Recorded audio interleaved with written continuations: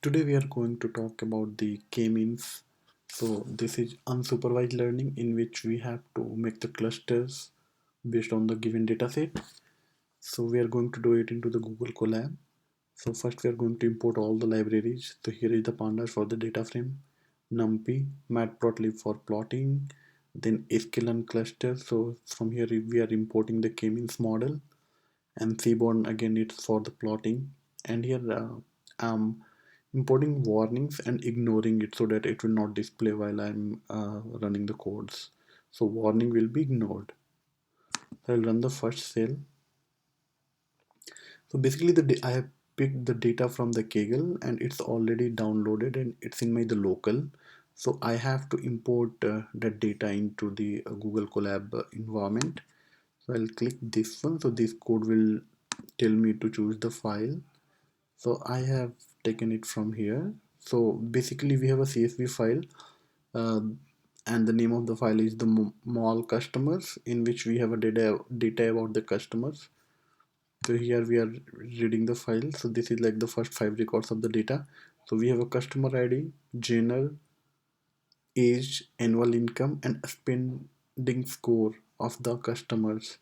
So if you'll see, like there is no use of the customer ID, it's basically the index of each row. So we can get rid of the customer ID, and then again the this column like gender, it's only this male and female, so it's already having the categorical value. So we are not going to consider the categorical value for the k-means purpose, and so we can ignore this one while we'll do the scaling and while we feed the data to the k-means model. So we are going to ignore this one too. And for a clear picture, like for the for visualization purpose, we are doing the k-means based on only the annual income and spending score. So both are the continuous figure here, like so. So here this is the basic data info. We are checking the null value or not. So we have total 200 record. It's a very small data set to learn the k-means and how to implement it. So if you don't have any uh, row having the null value, so first I am dropping the customer ID column from here. In place it's true, it means it will replace the data set. Like in the same data set, it will drop the customer ID. Axis is 1 is equal to for a column. So now after the shape of data is showing like we have a 200 row and 4 columns, so we're good. So this is the basic statistics of the data.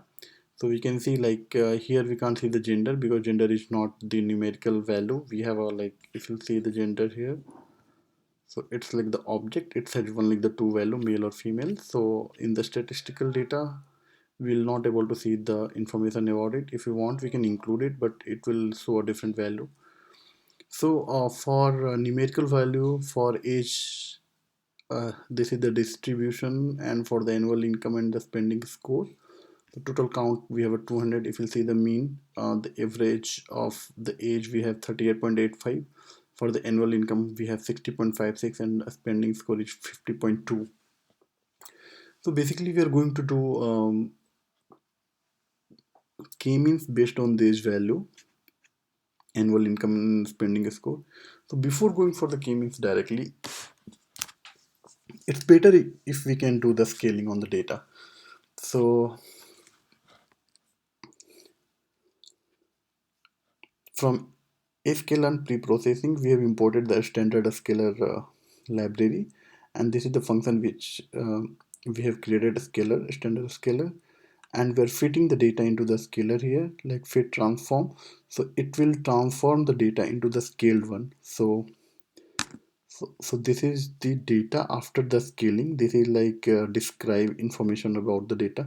If you'll see the count mean, so this is only for the two columns as I have already told, annual income and spending score.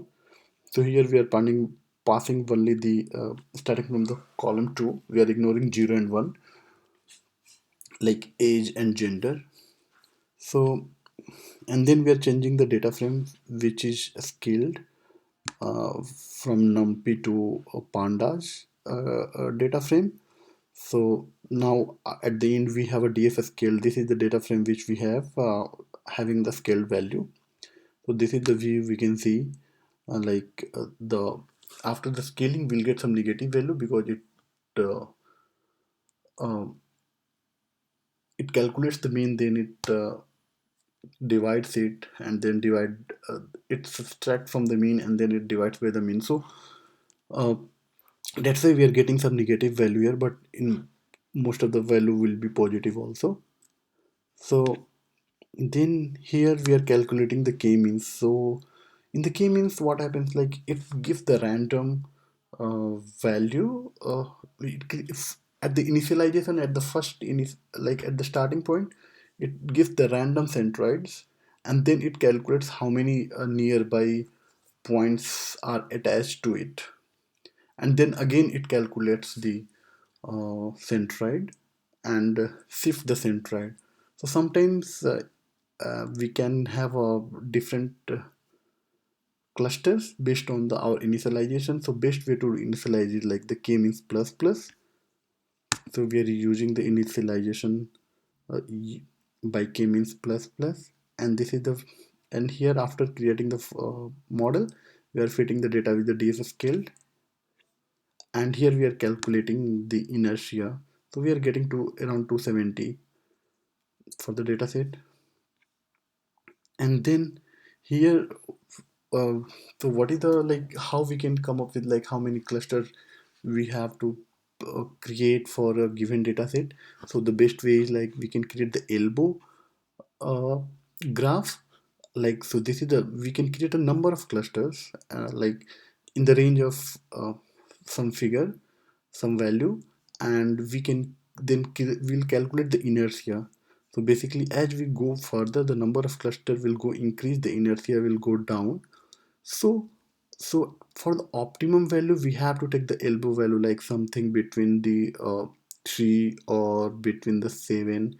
We can select any value for which the inertia is low. At the same time, the cluster is like in a representable way, because if you create a more number of clusters, then there might be overlapping of the clusters, or that cluster is not very differentiable.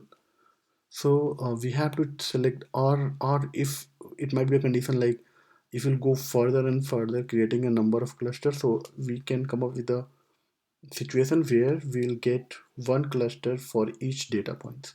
So we have to take the optimum value. So here, like, so in this, for this data set, we are going to create clusters from 3, 4, 5, 6, and 7. So, and we'll plot the graph and we'll see how it's coming up. So here we have defined a function in which we are passing the number of clusters as input and the data frame, and we are returning the clusters. This is the predicted value, and this is the centroid of the clusters.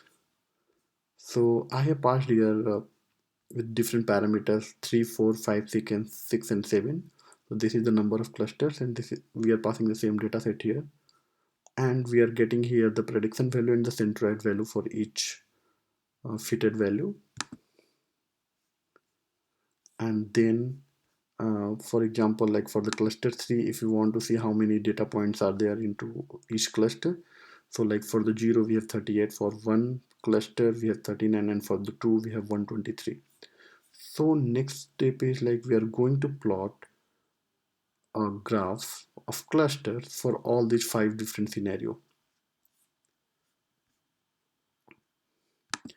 So for plotting, I'm changing back DFS scale to the NumPy dataset, because the output which we have here as a predicted, this is the NumPy array. So it's easy to plot from the NumPy. So here this is like, if I run this one, I'm getting for the size 3. So if I have a 3 clusters here. If you'll see, we have a green one. So this is the centroid for first cluster. This is the okay, so according to here, the cluster one is this one, yellow one. So centroid, we have the red spot here, and second cluster is the blue one. We have a centroid here, and the third one is the green cluster with the centroid here. So if we are going to this is the 3 cluster set we have. If we are going further and we are creating the 4 clusters, so this is what we are getting. This is the four cluster. This is the plot of the four cluster. If you compare 3 1 and 4 1, we find it out that this cluster is subdivided into two parts. This will be intact. So so we got one cluster here, another one here. So we got total one, two, three, four. So four clusters. Again, we are making a different cluster of size 5. So this is for the size 5. Now if you'll see, if you'll compare this one with the fourth one, in the fourth one these two were one single cluster, so it has been subdivided again. So we get 1 2 3 4 and 5. So this one looks pretty much good to me. Like all are distinct and all are differentiated. Like we can easily say, okay, so this is the one cluster 2 3 4 and 5. So going further, I created the cluster of size 6. So here inside 6, it has divided this part of the cluster into two. One is here and another one is here.